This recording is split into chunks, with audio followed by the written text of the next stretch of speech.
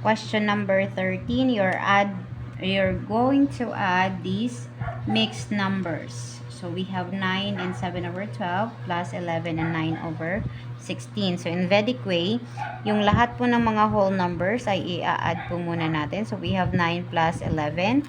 And then we are going to separate the fraction. So we have 7 divided by or over 12 plus 9 over 16.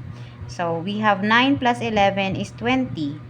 And then, i-cross po natin siya, multiply. So, 7 times 16 plus 12 times 9 or 9 times 12.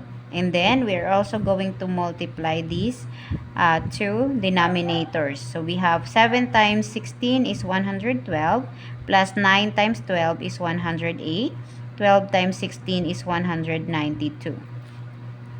Then next, since dito po si 9 plus 11 ay 20 na po yan, bring down lang po natin. Huwag pong kalimutan yung whole number. Then we have 112 plus 108 is 220. Copy the denominator which is 192. As you can see, the numerator is greater than the denominator. So, pwede pa po natin siyang ma-simplify.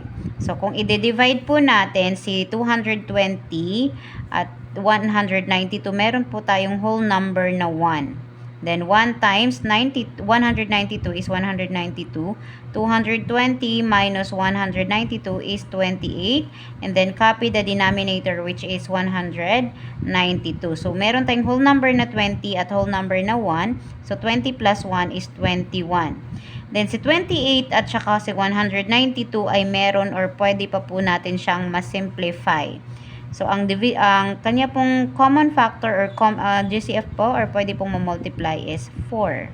So, 28 divided by 4 is 7. 192 divided by 4 is 48. So, this is our final answer, 21 and 7 over 48.